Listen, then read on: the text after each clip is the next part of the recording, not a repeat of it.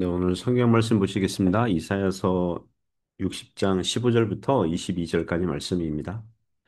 전에는 네가 버림을 당하며 미움을 당하였으므로 내게로 가는 자가 없었으나 이제는 내가 너를 영원한 아름다움과 대대의 기쁨이 되게 하리니 네가 이방 나라들의 젖을 빨며 뭇 왕의 젖을 빨고 나 여호와는 내 구원자 내 구속자 야곱의 젖는 자인 줄 알리라. 내가 금을 가지고 노를 대신하며 은을 가지고 철을 대신하며 노스로 나무를 대신하며 철로 돌을 대신하며 화평을 세워 관원으로 삼으며 공의를 세워 감독으로 삼으리니 다시는 강포한 일이 내 땅에 들리지 않을 것이요 황폐와 파멸이 내 국경 안에 다시 없을 것이며 내가 내 성벽을 구원이라 내 성문을 찬송이라 부를 것이라. 다시는 낮에 해가 내 빛이 되지 아니하며 달도 내게 빛을 비추지 않을 것이요 오직 여호와가 내게 영원한 빛이 되며 내 하나님이 내 영광이 되리니 다시는 내 해가 지지 아니하며 내 달이 물러가지 아니할 것은 여호와가 내 영원한 빛이 되고 내 슬픔의 날이 끝날 것임이라. 내 백성이 다 의롭게 되어 영원히 땅을 차지하리니 그들은 내가 심은 가지요 내가 손으로 만든 것으로서 나의 영광을 나타낼 것인즉 그 작은 자가 천명을 이루겠고 그 약한 자가 강국을 이룰 것이라. 때가 되면 나 여호와가 속히 이루리라. 아멘. 네, 오늘 설교 제목은요. 해와 달이 필요 없는 나라. 해와 달이 필요 없는 나라. 이런 제목으로 하나님 말씀 증거하겠습니다. 오늘 성경 말씀은 신약교회가 이제 영광스럽고 풍성하게 될 것이며 주님 재림 이후에 그 영원한 복된 나라에서 완전한 영광을 누리게 될 것을 예언하고 있습니다. 몇 가지 교훈으로 은혜를 나누겠습니다. 첫 번째는요. 첫 번째 교훈은 교회는 하나님을 구원자로 알게 될 거라는 거죠. 교회는 하나님을 구원자로 알게 된다는 것입니다. 15절, 16절에서 교훈합니다. 15절 보시면 전에는 네가 버림을 당하며 미움을 당하였으므로 내게로 가는 자가 없었으나 이게 전에는 이제 구약 백성들이 버림당하고 미움당했다는 것은 구약 교회가 이방 나라들로부터 망하거나 포로로 끌려갔었던 것을 이게 뜻합니다. 말씀을 계속해서 보시면 이제는 내가 너를 영원한 아름다움과 대대의 기쁨이 되게 하리니 네가 이방 나라들의 젖을 빨며 무도왕의 젖을 빨고 나 여호와는 내 구원자 내 구속자 야곱의 전능자인 줄 알리라. 회복의 말씀이죠. 이제는 하나님께서 구약 교회로 하여금 영원한 아름다움과 대대의 기쁨이 되게 하신다는 것입니다. 이 예언은 구약 시대에 문자적으로 적용되거나 성취된 적은 없죠. 왜냐하면 비록 바사 제국의 고레스 왕이 바벨론으로 끌려왔던 유대인들을 그들의 고향으로 돌아가도록 허락했지만, 이 구약 백성들이 가나안 땅에 돌아왔다 그래가지고 뭐 그 주권을 회복한 적은 없었거든요. 그러니까 영원한 아름다움과 대대의 기쁨이 그런 게 되지는 못했다는 거죠. 이것을 신약 시대에 적용하면 예수 그리스도께서 오셔서 행하신 복음 전도와 십자가 구원의 사건에 적용해 볼 수 있어요. 16절 보면 네가 이방 나라들의 젖을 빨며 무도왕의 젖을 빨 것이다. 그러니까 이방 나라 백성들이 심지어 이방 나라 여러 왕들마저도 복음을 받고 영접하여 교회를 섬기는 봉사하는 일들을 할 거라는 거죠. 그야말로 신약 시대에는 이방 나라들의 젖을 빨며 무도왕의 젖을 빠는 것과 같은 이방 나라의 재물과 높은 지위의 사람들도 복음 앞에 엎드러져서 순종하는 그런 역사가 있었다는 것입니다. 그러나 신약 시대 역시 영원한 아름다움과 대대의 기쁨을 문자적으로는 아직 아닌 거죠. 이 땅의 교회는 전투하는 교회거든요. 악한 마귀와 세상과 육신으로부터 끊임없이 공격에 시달리고 있고 싸우고 있기 때문이죠.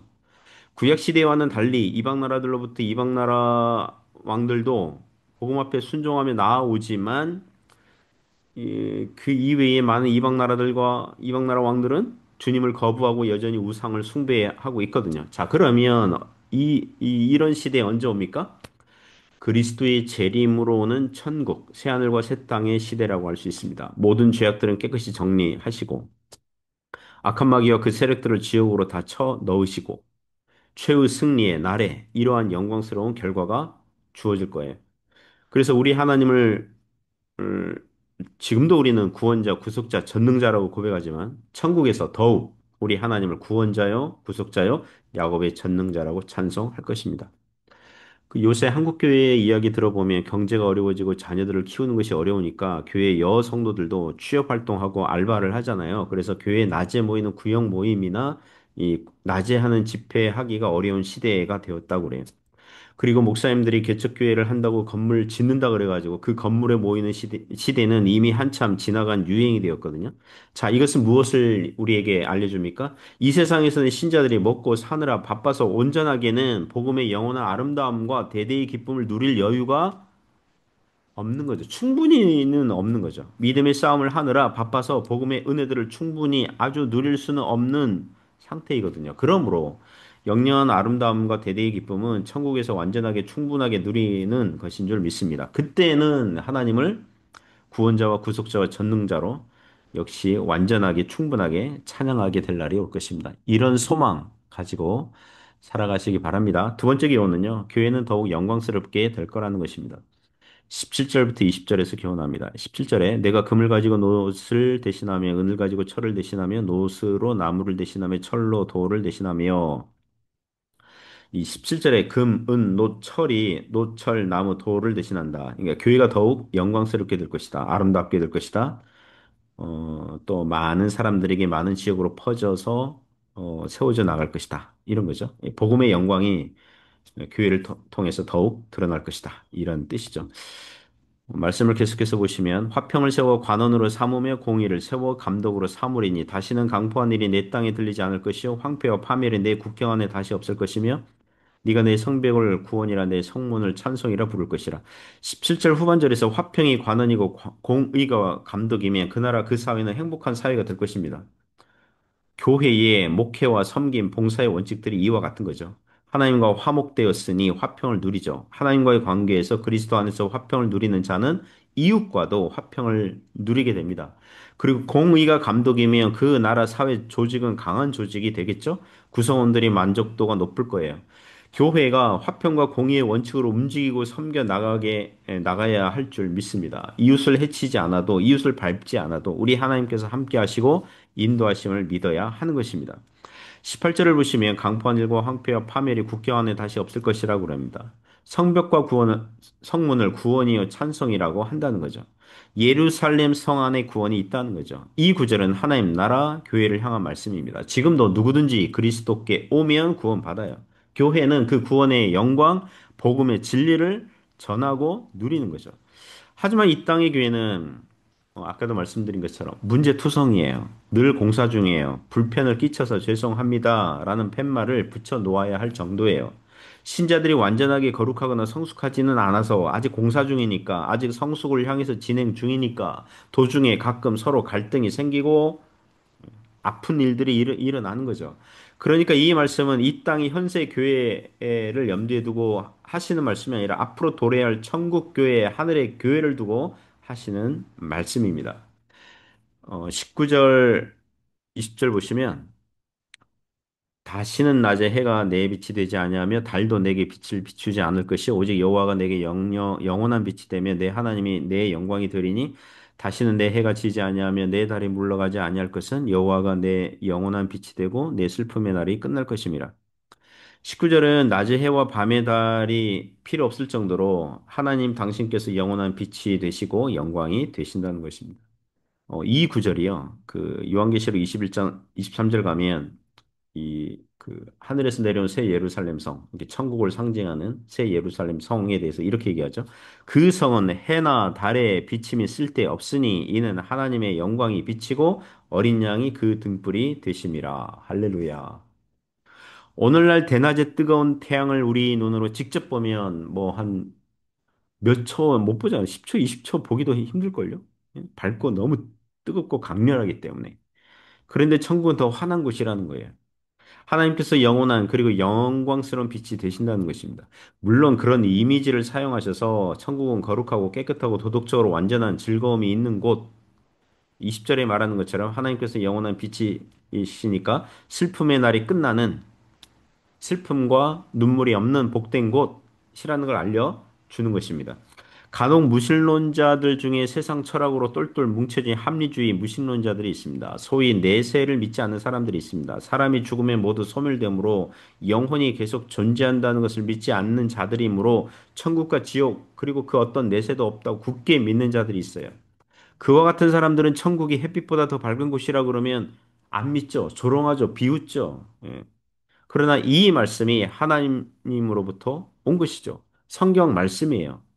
하나님께서 선지자를 통해서 선포하고 알려주신 거예요. 그러므로 무신론자들도 나쁜 의미에서는 나쁜 신념을 믿고 있는 사람들이죠. 신자들은 좋은 의미에서 좋은 믿음, 천국이 존재한다는 것과 하나님께서 자기를 찾는 자들에게 상 주시는 분이심을 믿는 거죠. 그러므로 신자들이 살아가는 이 세상은 영적 전쟁터예요. 진리와 사실과 복음을 믿을 것이냐, 아니면 계속 나쁜 신념을 믿으면서 거절할 것이냐. 이 영적 싸움이 있는 거죠. 사랑하는 성도 여러분, 교회는 더욱 영광스럽게 될 거예요. 하늘에 완성된 교회, 우리가 그렇게 될 거예요. 주님의 영광을 더욱 바라볼 수 있길 바랍니다. 세 번째 교훈은요. 교회는 점점 좋아질 거예요. 21절, 22절에서 교훈합니다. 내 백성이 다 의롭게 되어 영원히 땅을 차지하리니 그들은 내가 심은 가지요. 내가 손으로 만든 것으로서 나의 영광을 나타낼 것인즉 그 작은 자가 천명을 이루겠고 그 약한 자가 강국을 이룰 것이라. 때가 되면 나 여호와가 속히 이루리라. 21절, 22절을 읽으면 교회는 점점 좋아질 것임을 알 수 있어요. 신자들이 다 의롭게 되어서 영원히 땅을 차지할 거라고 말씀합니다. 구약에서 하나님의 구원의 이미지 중에서 출애굽한 이스라엘 백성들이 수백 년간 종살이 했던 자들이 자유하게 되어 가나안 땅을 차지하는 이 구약의 배경을 말씀하고 있거든요. 온유한 자는 땅을 차지한다고 그러잖아요. 이것은 신자들이 이 땅에서 현세에서 뭐 부동산 부자가 된다는 뜻은 아닐 거예요. 그리고 신자들이 이 땅에서 뭐 적당한 부동산을 얻을 수 있다. 그것도 아닐 거예요. 왜냐하면 부동산 없는 사람들도 많거든요. 그러나 여기서 말하는 영원히 차지할 땅은 하나님 나라, 하나님께서 기업으로 상속으로 주시는 곳입니다. 그리고 교회는 작은 자가 천명을 이루고 약한 자가 강국을 이루는 이미지를 사용하고 있습니다. 요새 한국 교회가 여기저기서 다 어렵고 힘들다고 하죠. 그렇게 마음이 힘들죠. 당장에 우리 해주 한인교회도 이 지역에서 한국 기업들이 떠남으로 나머지 남은 회사들도 어렵고, 뭐, 세계 경제, 중국 경제, 한국 경제 다 안 좋으니까 교인들이 많이 떠나거나 또 작은 무리만 남아 있죠. 그래서 22절 말씀이 잘 다가오지 않을 수 있어요. 그죠? 뭐 작은 자가 천명을 이루겠고, 이게 잘 안 다가올 수 있어요. 오히려 지금은 천명이었으나 지금 작은 자만 남았고 강한 자들이었지만 지금 약한 나라가 된 것 같고, 그러니까 한국 교회를 보면서도 그런 느낌 받을 수 있거든요. 그러나 여러분, 기독교 역사를 보면 그렇지 않아요. 정말이지 핍박받던 작은 초대교회가 천명을 이루고 강국이 되었어요. 중세시대의 교회가 세상을 많이 따라하다가 타락했더니 개혁자들을 하나님께서 일으키셔서 그 터닝 포인트, 전환점, 개혁이 일어났어요.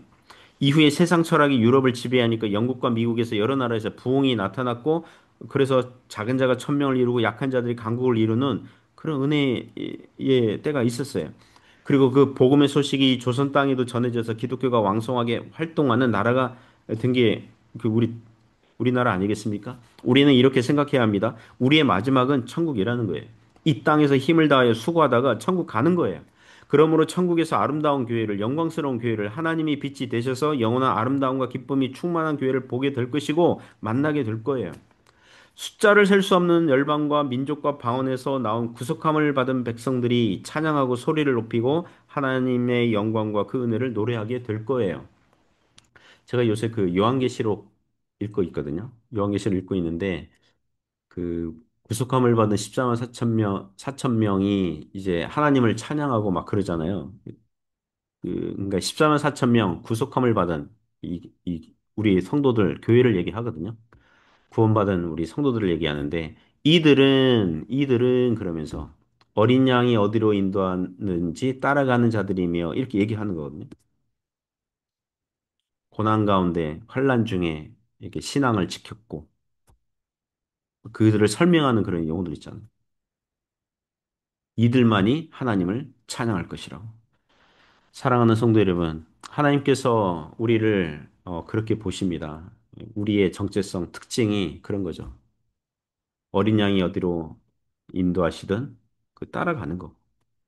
그죠? 주의 말씀으로 거룩하게 살려고 애를 쓰는 자들이고, 이 땅에서 신앙으로 끝까지 견지하며 인내하며 살아가는 거죠. 그런 은혜가 있기를 주님의 이름으로 축복합니다.